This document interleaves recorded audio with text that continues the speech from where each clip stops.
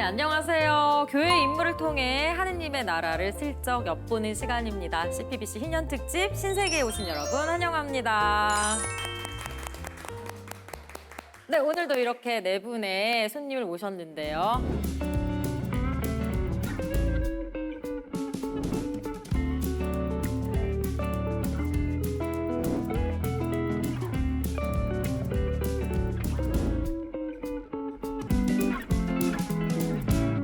네, 자, 오늘 그럼 우리가 어떤 인물에 대해서 이야기를 나눠볼지 제가 힌트를 드리려고 하는데요. 오늘의 힌트는요. 짠. 이탈리아. 오! 바로 아시네요. 피자. 역시 이탈리아에서 공부하셔서 피자 좋아하시죠? 어떤 인물일까요? 프란체스코 또띠. 네, 축구 선수. 네. 아, 축구 선수. 축구죠. 전 교황님 말씀하신 교황님 우리 지난 시간에 만났거든요. 네.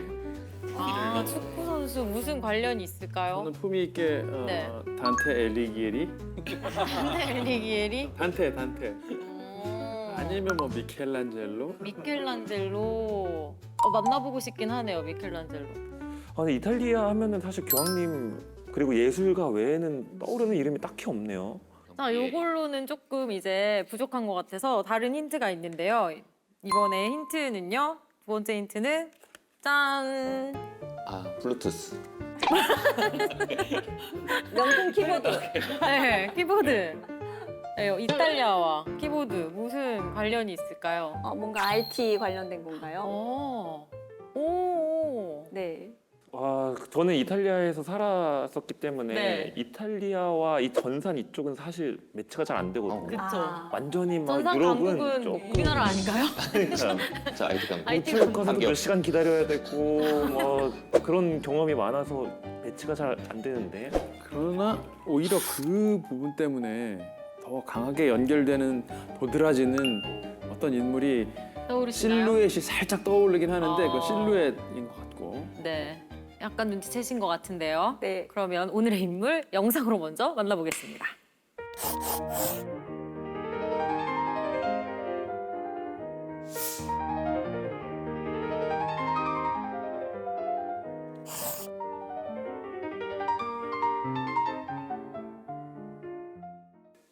네, 오늘의 인물은요. 하느님의 인플루언서이자 1991년생 MZ세대의 우리 성인입니다.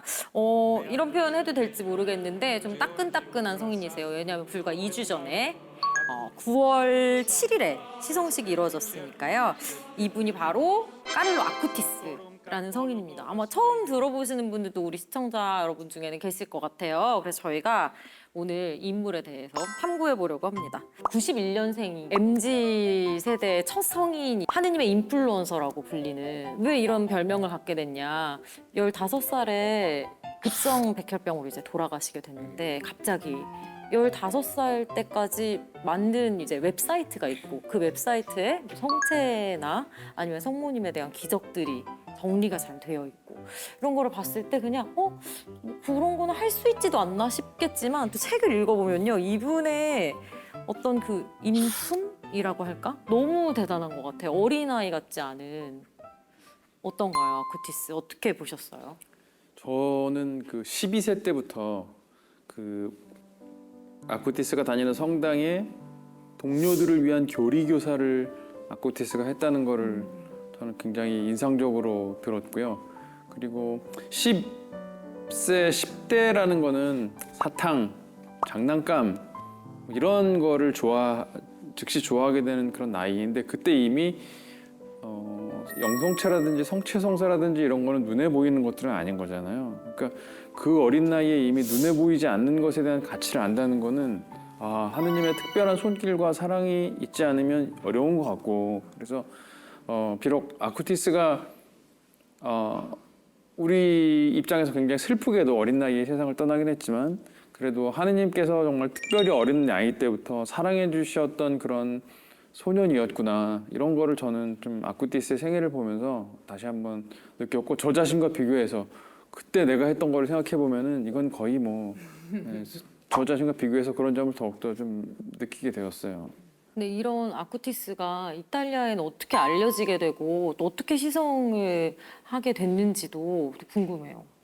일단 그 성인이라고 하면 사실 그냥 나중에 돌아보니 이 사람의 삶이 성인인 것 같았더라 해서 되는 게 아니에요. 대부분의 성인전이나 뭐 이런 것들을 많이 읽어보면 사실 주변 사람들이 이 사람은 정말 너무나도 성덕이 뛰어나고 성인이 되겠구나 하는 케이스들이 많이 있거든요. 예를 들면 뭐 오상의 비오 신부님이라든지 아니면은 요한 마리아 비안네 성인이라든지 이런 분들이 그냥 이분들은 돌아가시자마자 그냥 그 자리에 그냥 방을 그냥 바로 그냥 쇠 창살로 그냥 이렇게 가둬놔요. 훼손되지 않게. 훼손되지 않게. 사람들이 와서 성인의 물건이라고 해서 기적을 뭐 바라면서 이걸 막 훔쳐갈 수도 있잖아요. 그러니까 바로 그거를 이렇게 해서 보존하고 이분을 이제 성인으로 모셔야 된다라는 신심 활동이 계속 일어나거든요. 근데 카를로 아쿠티스 같은 경우가 좀 그런 경우였던 것 같아요. 이 친구가 워낙에 말씀하신 것처럼 이분께서 죽음까지도 위헌하게 받아들이고 또 성체가 내 삶의 어떤 가장 중요한 고속도로라고 이야기할 정도로 계속되는 어떤 신심 활동을 했기 때문에 사람들이 좀 그러한 것들에 있어서 어떤 신심 활동이 바로 돌아가신 다음에 일어나지 않았나라는 생각이 들어요. 전 간단하게 생각했는데 여기 나오면 되게 빨리 떼잖아요. 막 중학교 때 막 평소 사람보다 빨리 하는 걸 느끼고 어떻게 보면 이 성인이 됐다는 것은 그냥 인간의 한 종류가 아니라 이제 신께서 내려주신 거라면 그걸 먼저 한 거죠. 그래서 시기도 지금 웹사이트를 만들었으면 도움이 안 됐겠죠. 그러니까 지금 알고 있는 것들 무언가를 그때 먼저 할 수 있는 기회를 받았고 그것을 15년이라는 이제 인간의 기준이 아니라 평생을 따지면 70년, 80년의 기준을 압축하게 살아왔다는 생각도 들었어요. 그걸 이제 딱 인간으로서의 관점으로 보는 게 아니라 성인으로서의 관점으로 그렇게도 확장할 수 있지 않을까 그런 감동을 받았습니다. 저는 이것도 너무 신기했어요. 이 성인이 2006년에 10월 달에 돌아가셨는데 10월 12일 오전에 돌아가셨거든요. 근데 이분이 또 사랑했던 또 파티마 성모님의 발현 전날 전날이었어요. 이렇게 돌아가신 걸 보면서 또 성모님이 이렇게 품에 안아서 데리고 가셨구나라는 것도 저는 개인적으로는 되게 인상 깊었어요. 성인 품에 오르신 지 이제 2주 된 건데 이분이 성인이 된 이유가 있겠죠? 있죠. 그 가톨릭 교회에서는 성인이라 함은 하느님의 특별한 사랑을 받는 분이라는 의미인데 이건 이제 어떤 굉장히 폭넓은 하나의 이야기이고 성인이 되려면은 여러 가지 중요한 것들이 필요한데 우선은 이제 신앙심이 있어야 될 거고요. 선행, 성덕, 그리고 다른 하나는 기적이 있어야 됩니다. 기적이라는 건 진짜 초자연적인 기적인데 그걸 왜 거기다 넣나? 그러니까 이거는 기적이라는 거는 어떤 하느님께서 이 사람과 특별한 방식으로 함께 한다는 표징이거든요. 그러니까 특별한 방식으로 함께하는 분이니까 성인이기도 한 것이고요. 그래서 이제 거기에 기적이라는 것이 들어가는 것이고 이렇게 어떤 신앙이라든지 성덕이라든지 기적 여기에 더해서 교회 심사 이게 있으면 이제 그때부터 본격적으로 성인의 심사에 들어가는데 먼저 가경자라는 것으로 선포를 하고 공경받아 마땅하다. 그다음에 복자 이거는 복을 받은 분이라는 뜻이고 그리고 마지막에 이제 시성식을 통해서 성인이 됩니다. 그래서 이게 이제 교회가 성인을 하나의 선포하는 절차이고 카를로 아쿠티스 성인께서는 어린 나이임에도 불구하고 이 굉장히 중요한 세 가지의 절차를 다 통과하신 그런 밀레니엄 세대 MZ 성인이시죠. 기적 심사도 되게 어렵지만 저는 이분이 91년생이면 사실 저보다 더 어린 성인이거든요. 근데 그런가요? 이분의 이제 성덕이나 선행이 어느 정도였길래 91년생인데 이렇게 성인이 되셨을지 궁금합니다. 여기 일화가 나와 있는 거 보면은 뭐 평소에 완전히 몸에 어떤 타인에 대한 연민이랑 자비가 완전히 가득 차서 그냥 길에서 노숙하시는 분께 어린 나이인데도 자기 용돈으로 이렇게 드리는 게 아무렇지 않고 자기를 놀리거나 괴롭히는 친구들한테도 항상 한결같은 어떤 이해를 보여주고 그리고 매일 미사를 가고 성체 조배를 하고 어린 나이에 그 성서에 대한 이해가 마치 몸에 익은 것처럼 자연스럽게 되어 있고 또 타인들에게 그걸 잘 전달하는 걸로 봐서 약간 이 성인에 대해서는 좀 놀라운 점이 있는 것 같아요. 아쿠티스가 7살에 천년성체를 하고 매일 미사를 드리고 매일 영성체를 모시고 묵주기도를 하고 성체조배를 틈날 때마다 하고 이랬다고 그래요. 저는 사실 되게 궁금했던 게 뭐냐면 도대체 담당 신부님이 누구였을까? 어떻게 교리를 가르쳤을까? 그리고 부모님이 또 열심한 신자는 또 아니셨다가 아쿠티스로 인해서 이렇게 어머니가 그러셨던 걸 보면 물론 할머니의 어떤 여러 가지 이제 가족들이 분위기는 형성이 돼 있었지만 그런 걸 보면서 가정 교육을 어떻게 하면 그리고 본당에서 어떤 교리 교육을 받으면 이렇게나 또 위대한 신심을 가질 수 있을까라는 생각을 전 좀 해봤어요. 근데 그 부분이 결국은 가정 교육이라든지 신앙을 충분히 가질 수 있는 조건에서 신앙을 가지면 그건 기적이라고 할 수가 사실 없는 거죠. 그렇지만 전혀 그럴 것 같지 않은데 어디서 저런 신앙이 나왔을까? 이러면 이제 이거는 출처가 그렇죠. 하나님이 주신 선덕이다 되니까 이제 은총. 네. 성인으로 우리가 생각할 수 있지 않나 이런 생각도 드네요. 말씀을 듣고 보니 그러니까 향주삼덕을 우리가 이야기할 때 하느님의 선물로서 우리가 받는 거라고 이야기를 하거든요. 그게 확실히 있었던 것 같아요. 향주삼덕. 예. 네. 읽다 보면 저도 책을 읽고 네. 이제 하다 보니까 굉장히 이제 한국인으로서 경험하지 못한 여러 가지 것들이 있더라고요. 기본적으로 유모가 두 분 있고, 저도 네, 조부모가 너무도 부자이신 막 이런 내용 있고, 혼자 있고 싶어요. 그래서 여기서 이제 나가시어요. 여행을 갈 때 여기서 계속 가고, 그래서 여기 유럽의 삶은 무엇인가, 그걸 이런 것도 생각하고, 그러니까 전반적으로는 이제 성인을 그걸 떠나서 약간 물론 책이니까 좋은 내용들이 있겠지만. 흠잡을 수 없는 사람이라고 많이 느꼈어요. 그래서 뒤에 또 얘기할지 모르겠지만 천재라고도 느꼈고 우리 일반인이 아닌 것 같은 느낌을 계속 받았거든요. 맞아요. 네. 네. 저도 책을 읽으면서 그런 생각을 많이 했는데 사실 그런 환경은 좀 유복한 환경인 거죠. 이탈리아의 대부분의 가정에서 유모가 둘씩 있지는 않죠. 그렇죠. 일단 그리고 런던에서 태어나셨고 그리고 밀라노에서 이렇게 이제 집이 이제 본가가 밀라노에 있는 걸 보면 물론 아시시를 너무 사랑해서 그곳에 나중에 모셔지긴 했지만 밀라노는 이제 이탈리아에서도 굉장한 어떤 상업지구이기도 하고 그리고 이제 회사나 뭐 자동차 회사 이런 것들이 다 이탈리아 북쪽에 있거든요. 그러다 보니까 아주 유복한 환경이었던 것 같아요. 근데 본인이 또 그런 것들을 받아들이고 베푸는 데 있어서 그것도 또 하나의 기적인 거죠. 거기에 물들지 않고 이 성인이 아까 이야기했다라고 말씀드렸던 것처럼 진짜 하느님으로부터 받은 그 원본 그대로의 은총과 그것을 그대로 잘 실천하고 떠나신 것 같아요. 맞아요. 이 책에도 보면 까를로는 패션의 유행이 상업적 투기의 결과라고 보았다고 하면서 옷도 많이 안 사셨대. 그래서 맨날 똑같은 옷. 사진 보면 다 이 빨간 티셔츠를 입고 계신 것 같아요. 단벌이네. 네.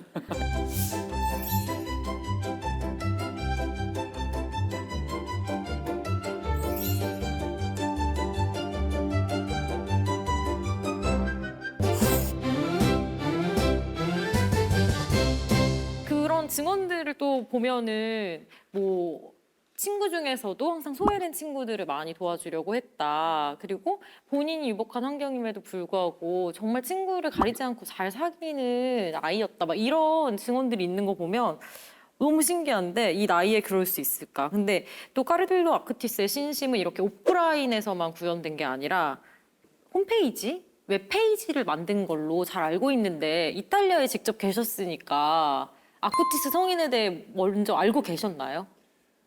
솔직히 이야기하면은 이제 복자로 선포되기 전까지는 저는 사실 잘 몰랐어요. 근데 이 처음에는 홈페이지 하나 이렇게 잘 만들어서 복자가 될 수 있나라는 생각을 사실 했거든요.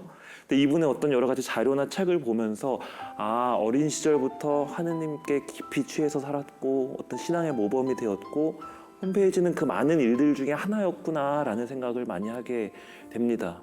근데 거기에서 이제 성체의 신심에 대한 어떤 여러 가지 신심들 그리고 저는 좀 MZ 세대시잖아요. MZ 세대로서의 그 보통 성인들이 남기신 유명한 이제 문장들이 있거든요.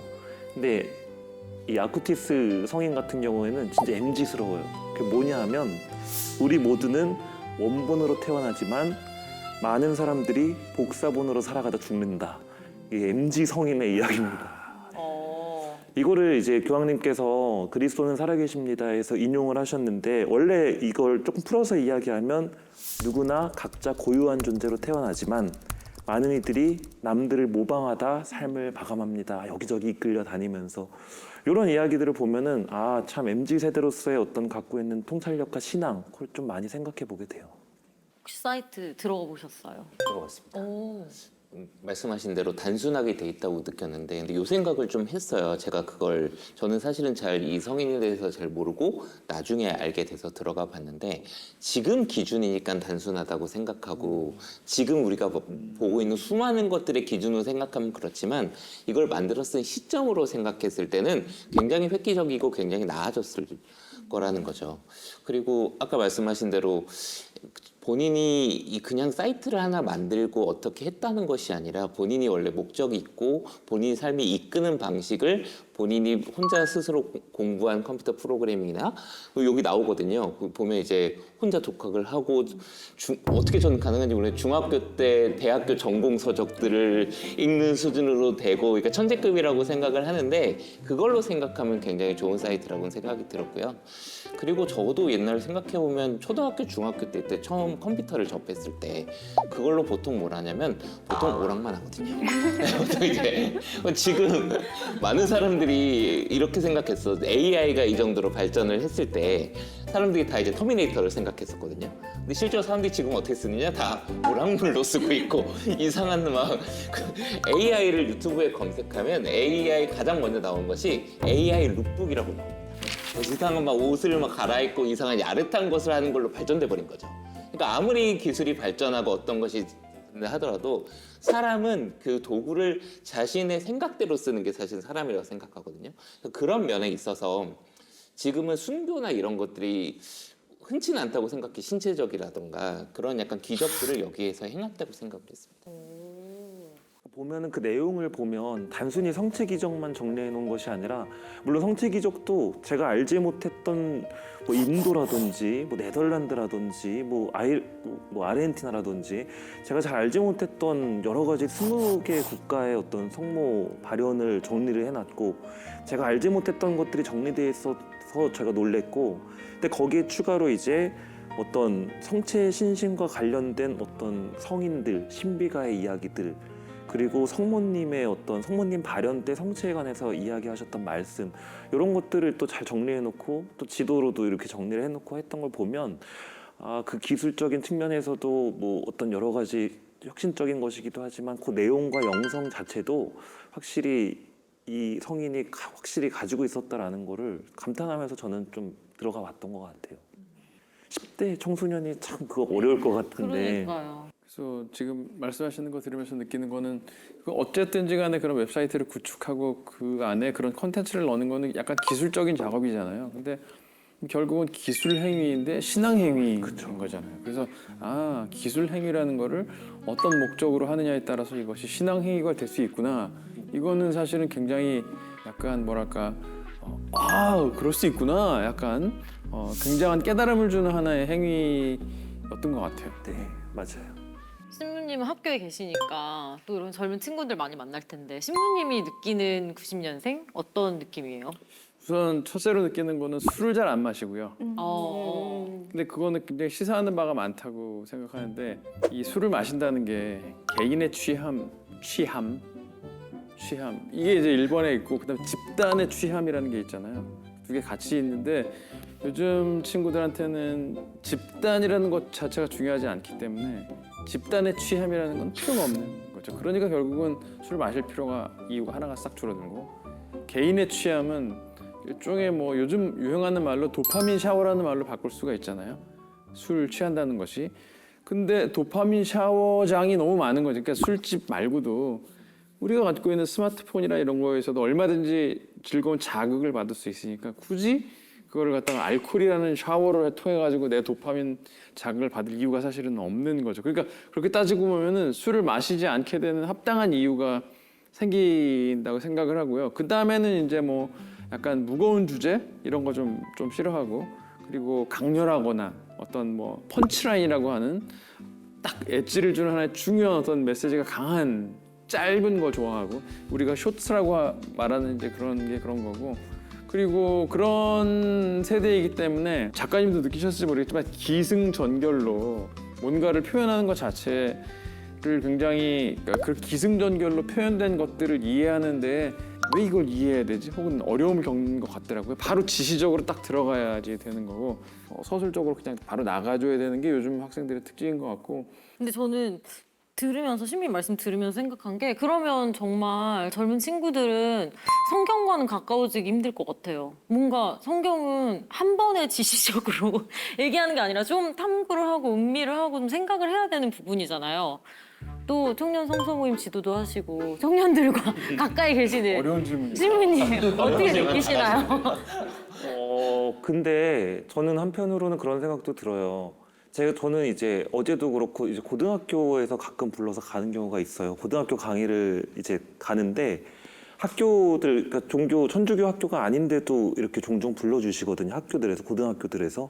그 이유는 뭐냐면, 뭐 그 친구들은 이제 90년대 생보다도 더 젊은 이제 00년대 이후의 아이들, 청소년들인데, 어떤 정서적인 위로와 어떤 행복에 대한 갈망, 이러한 것들을 어떻게 조금이라도 더 채워줄 수 있는가에 대해서 선생님들이 고민을 많이 하시는 거죠. 근데 학생들, 사실 고등학생들 강의가 되게 힘들거든요. 대학생들이나 뭐 이런 대중 어떤 다른 강연보다. 근데도 눈이 정말 반짝반짝하면서 집중해서 아이들이 같이 이거를 소통하고 듣고 또 여러 가지 고민에 대해서 이야기하고 이런 순간들이 있어요. 그때 되게 어떤 좋은 에너지와 또 저도 이제 그런 에너지를 받게 되는데 그런 걸 보면 아, 우리 젊은 세대들이 어떤 디지털 안에만 갇혀 있는 게 아니라 물론 거기에서 활동도 많이 하지만 또 한편으로는 내가 원하는 것, 이루고자 하는 것에 대한 갈망을 분명히 가지고 있구나. 근데 그것을 찾아나가는 방법에 있어서는 또 학생들이기 때문에 좀 서투를 수도 있고 그렇다면 그러한 것들을 우리가 어떻게 또 심어줄 수 있을까?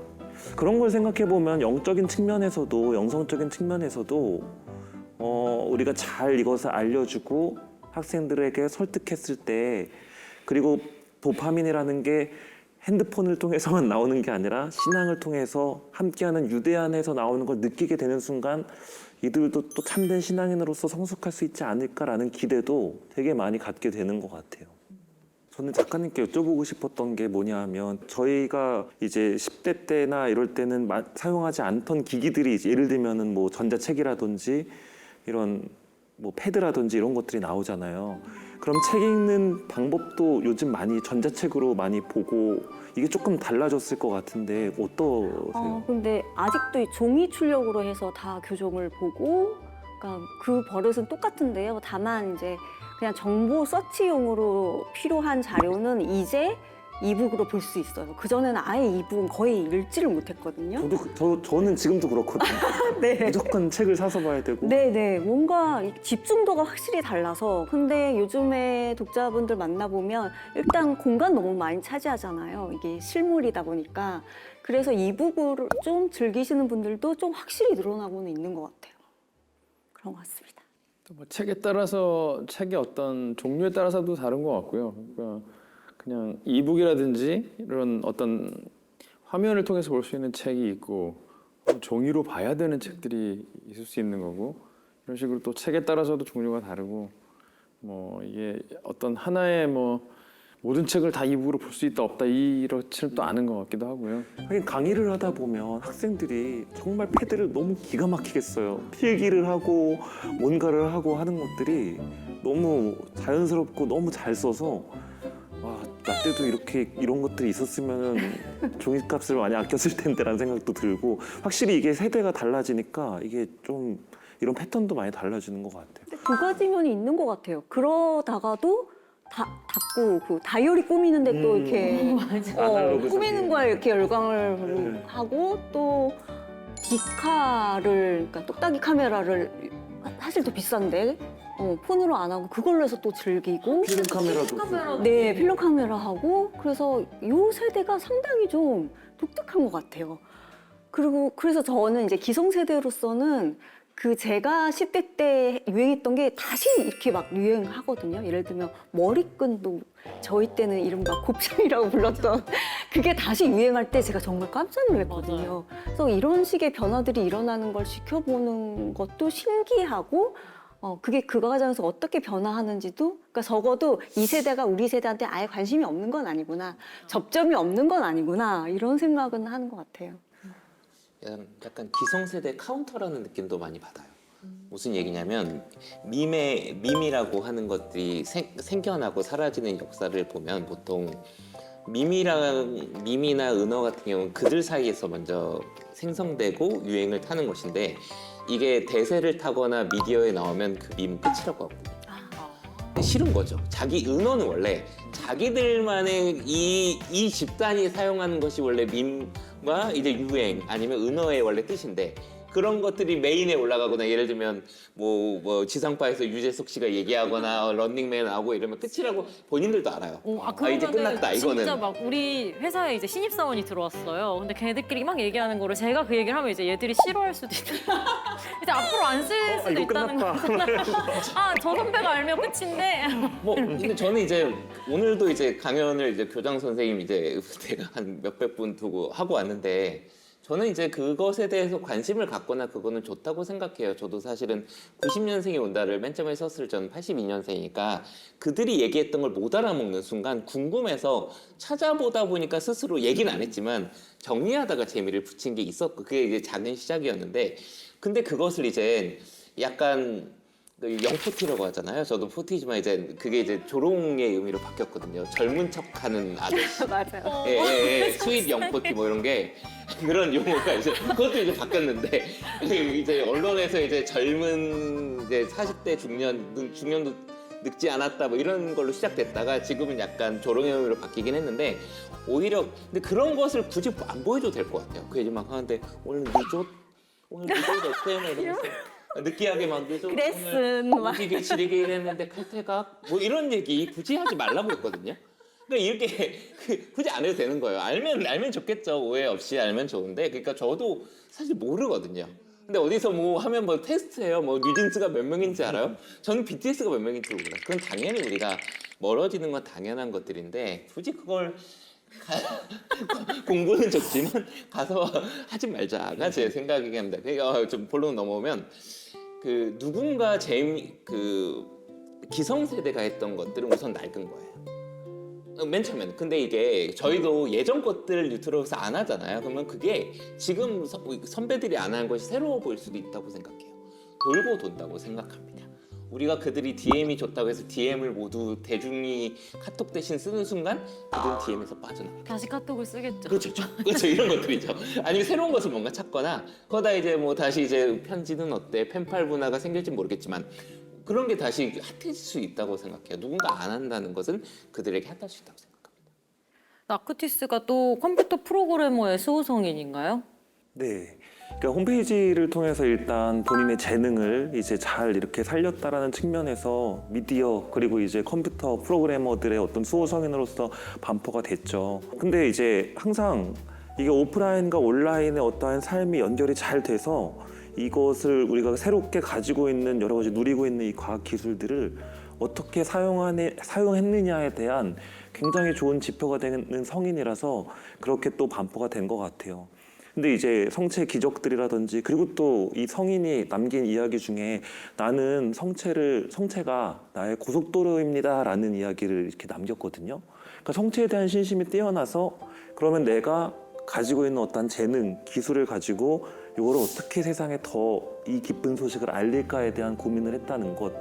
참 이것이 우리가 내가 가지고 있는 좋은 것들을 나는 얼마나 하느님을 위해서 쓰고 있지? 그런 질문을 우리에게 해주는 또 성인이기도 한 것 같아요.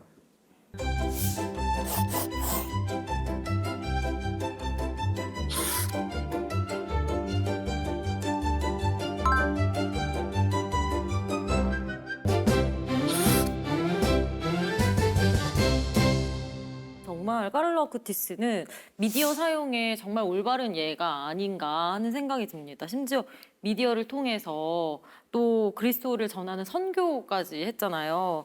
그러니까 또 우리 CPBC가 따라하는 모범이기도 하고 미디어를 이용한 이 선교에 대해서 어떻게 생각하시나요? 이 카를로 아쿠티스 성인께서 미디어를 사용하는 방식이 미디어를 어떻게 사용해야 되는 거에 대한 가장 중요한 모범을 보여준다고 생각이 들어요. 뭐냐면은 이제 그 과정을 생각해 보면은 먼저 예수님과 신앙에 대한 정보를 찾고 그리고 거기에 대한 체험을 하고 그리고 그 체험을 나누고 표현하는 거죠. 예. 이게 이제 그 카를로 아쿠티스 성인의 어떤 미디어를 사용하는 방식인 건데 그럼 요즘에 어떤 인스타그램을 사용하는 MZ의 방식과 이게 굉장히 다른가? 그렇진 않아요. 왜냐하면 MZ 세대 역시 인스타그램에서 자기의 경험을 나누잖아요. 체험을 나누잖아요. 카를로 아쿠티스 성인도 그 안에서 체험을 나눈 거잖아요. 근데 이제 체험의 종류가 다른 거죠. 인스타그램이나 그런 뭐 여러 가지 SNS에서 나오는 거는 맛있는 집에 대한 체험, 혹은 뭐 관광하기 좋은 경치에 대한 체험, 내 인생의 하이라이트 릴이라고 하는 가장 밝은 순간 그때 한 체험에 대한 나눔 이런 게 이제 그걸 매개로 친교를 나누는 거고 아쿠티스 성인의 경우에는 예수님이란 분을 만나고 거기서 한 체험을 매개로 사람들과 친교를 나눠야 되느냐 혹은 예수님과 신앙에 대한 체험을 했을 경우에는 이러한 나의 기쁨이 있다는 어떤 그런 하나의 그 중심 혹은 컨텐츠를 매개로 사람들과 친교를 나눠야 되느냐 이 부분에서 이제 카를로 아쿠티스 성인께서 상당히 단순하지만 거룩한 걸로 좋은 예를 보여주셨고 이것이 결국은 미디어를 올바로 사용하게 되는 그런 가장 거룩한 방법이 아닐까 이런 생각을 저도 하게 되었습니다. 그러면 미디어를 이용한 어떤 선교를 하실 계획이 있으신가요? 지금 하고 있잖아요. 준비하고 있는데 직접 바른. 다른 거요. 네. 지금 뭐 이런 때 쓰니 하는 말 있잖아요. 긍정적으로 검토하고 있습니다. 안 하겠다는 거잖아요. 이거 참 긍정적으로 검토하고 있다니까요. 예. 네. 그러면 우리 작가님도 혹시 미디어를 통한 어떤 네. 선교나 이런 부분에 관심이 있으신가요? 미들 통한 선교까지는 아닌데 저는 원래 뭐 그런 인터넷을 통한 뭔가 매체에 익숙한 세대예요. 그러니까 뭐 싸이월드부터 해가지고 안 했던 적이 없거든요. 페북 지나서 뭐 페북 지금 안 하지만 뭐 트위터 지나서 뭐 이렇게 해서 지금은 이제 인스타그램에 들어가 있는데 제가 가끔 일상 얘기를 하면서 자연스럽게 성당에 갔던 얘기 이런 걸 가끔 뭐 목적이 있어서가 아니라 기록하고 싶어서 기록을 해왔는데 저번에 북토크를 하는데 어떤 분이 저한테 그 말씀을 하셨어요. 작가님 인스타그램 보고 제가 냉담을 풀었어요라고 말하실 때 네. 좀 너무 놀랐어요. 그러니까 진짜 여기서 소름이 이렇게 쫙 돋아서 제가 너무 좋아서 소름이 돋네요. 왜냐하면 그런 일이 일어날 거라고 예상을 못했거든요. 거기에 뭐 거창한 얘기가 쓰여져 있는 것도 아니고 그냥 뭐 저희 성당에 있는 앵무새 사진 뭐 그런 거 아니면은 그냥 성당 내부 뭐 이런 사진들이라서 아니면 뭔가 늘 제가 작업을 하러 가는 길에 저희 본당이 아닌 성당을 지나게 돼요. 그러면은 성모상이 있어서 성모상 앞에서 기도 한번 하고 늘 가거든요. 뭐 돌아올 때도 기도 한번 드리고 돌아와요. 그러니까 그런 일상들이 이제 올라가 있는 건데 그렇게 말씀하셔서 이 아쿠티스 성인도 마찬가지지만 자기 삶과 매체, 그러니까 뭐 그런 소셜미디어나 아니면 홈페이지나 이런 걸 이용한 삶의 결이 똑같아서 이렇게 사람들한테 다가갔다고 생각해요. 그래서 그 둘은 사실 일치해야 하는 것 같아요. 그래서 어떻게 이용을 해야 하나? 그럼 일치하는 게 좋지 않을까요? 그 영역을 나누기보다. 나눠서 자기라는 자아를 분열해서 보여주어야 한다라는 어떤 강박을 일으키기에 딱 좋은 게 지금 세대 같은데 지금 시대 같고 저도 일명 그런 면이 있겠죠. 근데 그게 자꾸 뭔가 편편히 나눠서 사용하려는 자아가 아니라 그냥 이 성인이 말씀했듯이 원본 그대로의 나를 만들어가는 방식으로서의 그냥 그 소셜미디어 뭐 매체 이런 거 그렇게 사용하면 좋겠어요. 네. 그런 방식으로 보여줬기 때문에 또 이렇게 냉담을 푸는 팬이 생기고 그런 게 아닐까 싶어요. 사실 제 베프도 지금 세례를 받기 위해서 그거 하고 예비신자를 약간의 했어요. 영향으로. 그건 모르겠지만 제가 너무 놀랐어요. 그 얘기 듣고. 그 천국행 쿠폰에 그런 도장 건가요? 2개 받고 10개면은 커피 한 잔은 아니지만 10개면 그런 건가요? 그 희망을 가져도 돼요. 제가 저랑 반대시네요. 반대시래요. 오다가 이제 저 자랑했거든요. 친구가 천주교 신자들이 많지 않은데 연락해가지고 전화해서 오늘 내가 이렇게 나가게 됐고 뭐 저기 신부님 아시 유명하신 분들 그러고 막 김의 작가님 했다 했다 난 너 때문에 냉담하고 싶다. 너 같은 인간이 천주교에 나와서 평화방송에 나온다는 게 농담이었겠죠. 용납할 수가 없다. 난 네가 성당에서 결혼한 것부터 마음에 들지 않았다. 뭐 친하니까 그런 얘기 할지 모르겠는데 존경스러워 설명. 악플 수준 아니냐? 친구인데. 친구니까 악플 달아주는 거죠. 자랑스러우니까 네. 더 그렇게. 꼭 좀 뵙고 싶네요. 그렇죠. 맛있습니다. 베드로라고 했는데 그 정도는 다 베드로인 것 같아요. 한 번은 약간 이렇게 배신했다가 회심하는.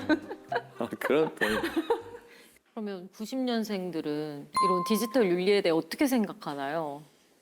사실 그들이든 저희든 디지털 윤리에 대해서 뭐 말하냐고는 건 어려운 것 같고요. 단지 지금의 디지털이라고 하는 온라인의 세상에서 그것이 이제 윤리의 전쟁터 혹은 파괴되는 모습을 매일매일 경험하는 게 문제가 아닌가 싶습니다. 쉽게 얘기하면 이제 혐오의 대상이 온라인으로 퍼지고 폭력이 되고 그러니까 쉽게 얘기하면 욕 같은 거죠.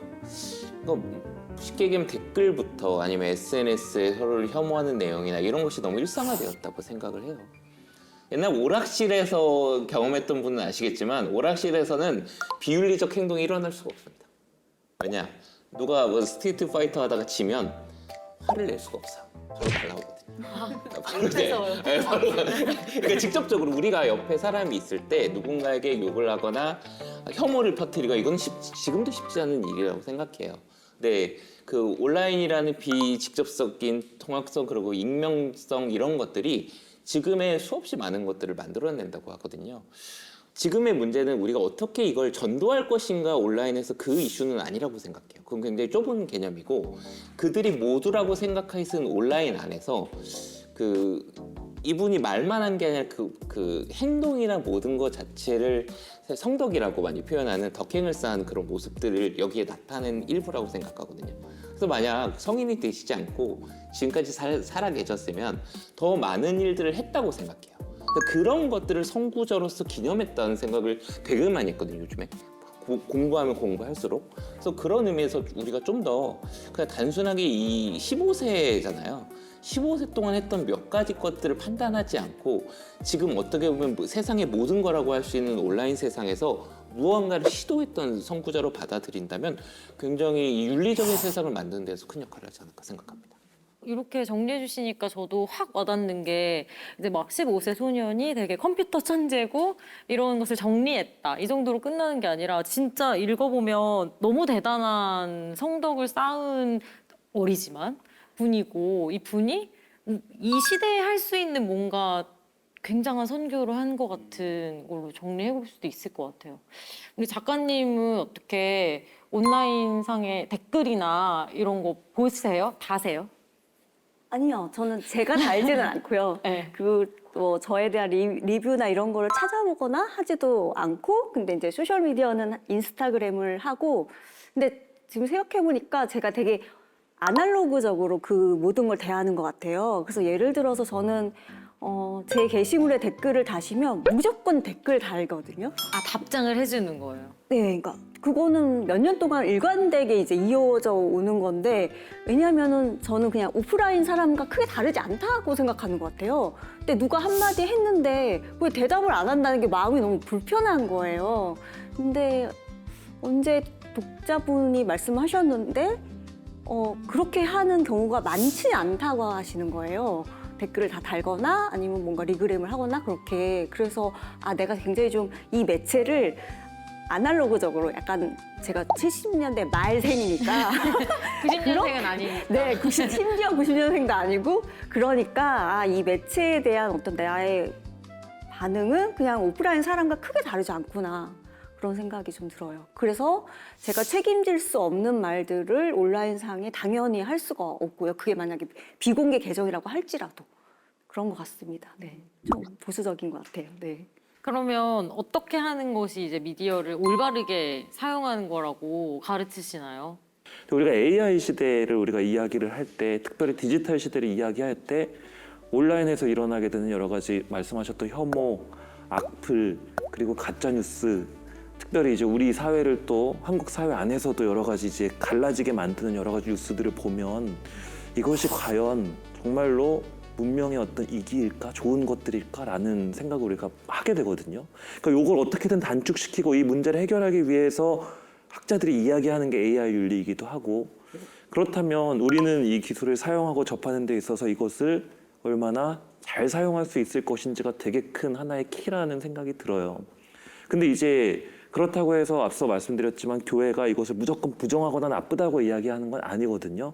그럼 여기에서 내가 자유를 빼앗기지 않고 챗GPT라든지 여러 가지 이러한 기술들 안에서 어떻게 이것을 또 사용하고 또 복음을 선포하는 나의 도구로 쓸 것인지에 대해서 우리가 고민할 필요도 있을 것 같고, 또 저는 그런 생각도 들어요. 저는 아쿠티스 성인을 보면서 생각하는 건 뭐 꼭 홈페이지를 만들어서가 아니라 나의 재능을 하느님의 복음을 선포하고 증거하는데 어떻게 사용했느냐라고 한다라면 나는 또 그걸 어떻게 사용할 수 있을까라고 좀 많이 고민하게 되는 것 같아요. 어쨌든 이 안에서 우리는 또 신앙을 어떻게 또 디지털 안에서 또 체험하고 여기에 또 여러 가지 안 좋은 것들을 또 식별할 수 있는가, 그러한 여러 가지 생각할 거리는 많은 것 같습니다. 요거 관련해서 사실 저는 요즘에 굉장히 저도 수업을 하고 있고 그런 걱정을 많이 하고 있는데, 뭐냐면 필터 버블이라는 단어를 아실 거예요. 필터 버블은 이제 자기가 좋아하는 것들만 알고리즘이 추천해주고, 이걸 보면 계속해서 뭐 정치 성향이 한쪽에 쏠려 있거나 아니면 종교도 마찬가지겠죠. 한쪽에서 믿음이 있으면 그쪽에서 그쪽의 정보들만 들어온다는 것이 필터 버블인데, AI 시대가 되면서 이것이 좀 더 다른 차원으로 진화하고 있다고 생각해요. 이건 여러 가지 단어를 찾으면 에코 챔버라는 게 있거든요. 이제 거기 필터 버블이 커지는 걸 떠나서 거기에 갇혀서 못 헤어나오는 거예요. 자기가 얘기를 하면 그것이 다시 돌아오고 자기의 마음이 강화되고, 그러니까 그 인터넷이나 온라인이 혐오의 장이라고 생각하진 않아요. 하지만 지금의 위험한 건 뭐냐면 사람들이 정보를 나누라고 만들어진 거거든요, 원래인들. 근데 지금은 사람들이 정보를 나누지 않고 자기 것의 생각만 강화해요. 그러니까 우리 사회는 정보를 찾아보면 종교적인 사회가 아니라고 생각해요. 최근에 이제 한국 리서치 조사를 따지면 51%가 무교거든요. 점차 늘어나고 있고, 근데 세대를 나눠보면 18세에서 29세는 무종교 비중이 69%에 달합니다. 전 세계에서 우리나라가 무교가 제일 많은 국가예요. 네. 근데 뭘 믿냐면 이 상황에서는 나신교라는 말 있잖아요. 자기의 믿음, 자기의 신념만 믿고 이것이 오프라인에서 누굴 만나거나 하면 갈등으로밖에 비춰지지 않고, 그것이 지금 AI 광인이라는 표현도 최근에 등장하고 아직 공식화된 내용은 아닌데 계속 똑같은 거가 물어보고, 아니면 자기가 신이 됐다는 생각으로 그 잘못된 정보를 계속 강화하는 것이 무한정 강화된 세상이라고 생각해요. 이것이 가장 이게 문해력을 떠나서 아는 사람들은, 예를 들면 기성의 세상을 살아온 사람들은 이것을 걸러낼 수 있는 힘이 조금 갖춰졌다고 생각해요. 근데 거기에 처음부터 절어진 사람들은 그게 어렵다고 생각하거든요. 요즘에 요 단어 안 쓰시는 거 혹시 기억하시는지 모르겠어요. 사람들이 더 이상 심심하다고 하잖아요. 어느 누구도 심심하다고 하잖아요. 근데 그게 예전에 기억하시는지 모르겠지만 일상이었어요. 심심해. 뭐해? 심심해. 뭐 할래? 나올래? 그럼 이제 말씀하신 대로 저녁에 술도 먹기도 하고 이것이 하는데, 지금은 손 안에 있는 모든 것이 에브리타임 365일 잠을 줄여서도 가능한 시간이 되다 보니까 지금 우리 사회의 문제는 무엇이 부족해서 일어난다고 생각하지는 않습니다. 무엇이 가득 차 있다고 생각해요. 하지만 병에 가득 차 있으면 터지기 마련이거든요. 그래서 저는 이제 천주교 맨 처음에 오면서 여러 가지 좋았던 것 중에 하나가 피정이라는 것이 있어서 굉장히 놀라웠어요. 거기서 말을 하지 않고 등등등 많이 가보진 않았지만, 그러니까 지금 우리 사회가 이 온라인 사회나 젊은 세대 아니면 줄 수 있는 것들은 그 비움이라는 생각이 많이 들었어요. 지금은 부족하지 않아요. 뭔가 세상에 비움을 만들어줄 수 있는 것이 우리가 될 수 있다면 지금 무종교인 이 나라에서 또 새로운 것들을 우리가 만들어갈 수 있는 기회가 아닐까, 그런 의미에서 저는 많은 생각을 좀 나눴으면 좋겠습니다. 그래서 예를 들어서 성인께서 정말로 어떤 그 비움을 추구하고 뭔가를 봉헌하셨다면 그 봉헌하신 게 뭔가 여러 가지를 생각할 수 있게 해주고, 지금 말씀하신 거와 연결을 시키면은 저는 얼핏 그런 생각이 들더라고요. 도파민 봉헌? 그러니까 이제 지금은 아까 말씀하신 대로 도파민이라는 거를 과도하게 사용하고, 그리고 그것을 비우지 못하는 하나의 숙명적인 굴레로 들어가 있는 상태잖아요. 이게 이제 어떻게 보면 카를로 아쿠티스 성인께서도 그 여러 가지 컴퓨터 작업을 통해서 하신 일들이 그분이라고 클릭하다가 싹 옆으로 가가지고 웹툰 보고 싶지 않았을까 그런 생각 하셨을 수도 있을 것 같아요. 그러나 그때 웹툰을 보면서 생성되는 그 도파민을 그대로 봉헌해서 다시 성체를 소개하는 웹사이트를 만드셨다고 본다면 도파민 봉헌을 하신 거고, 그래서 지금 말씀하신 여러 가지로 봐서는 우리에게 시사하는 바는 그런 도파민 봉헌이 현 시대 MZ세대가 할 수 있는 가장 근대적인 현대적인 봉헌이 아닐까 이런 생각도 좀 말씀드리면서 생각이 납니다. 다 가득 차 있지만 부족한 것이 없는 것이 오히려 공허를 만들 수 있다고 생각을 하거든요. 그래서 모든 것이 차 있는 시대에 더 차게 하는 것들은 누구나 할 수 있는데 비움이 필요하다고 생각을 하거든요. 그런 것들을 줄 수 있는 하나의 어떻게 보면 정말 매개라고 생각하고 왔습니다.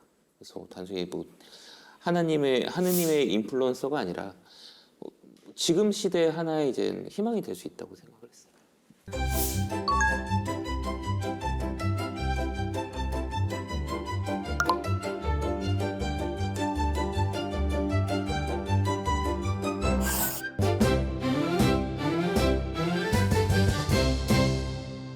오늘 이 아쿠티스 성인과 함께 또 AI 얘기까지 함께 쭉 나눠봤는데요. 오늘 함께 하신 소감 마지막으로 한 분씩 부탁드릴게요. 네, 사실은 저는 사회에만 갑자기 등장하는 건데 신부님이나 이제 작가님보다 천주교를 더 잘 알거나 성인에 대해서 지식은 있지는 않았을 거라고 생각해요. 그럼에도 불구하고 저는 이제 젊은 세대에 대해서 관심이 있거든요. 예수님이 하신 말씀 중에서도 네 주위에서 가장 약한 자가 해게 해준 것이 나에게 해준 것이라는 말씀을 굉장히 유의롭게 봤었거든요.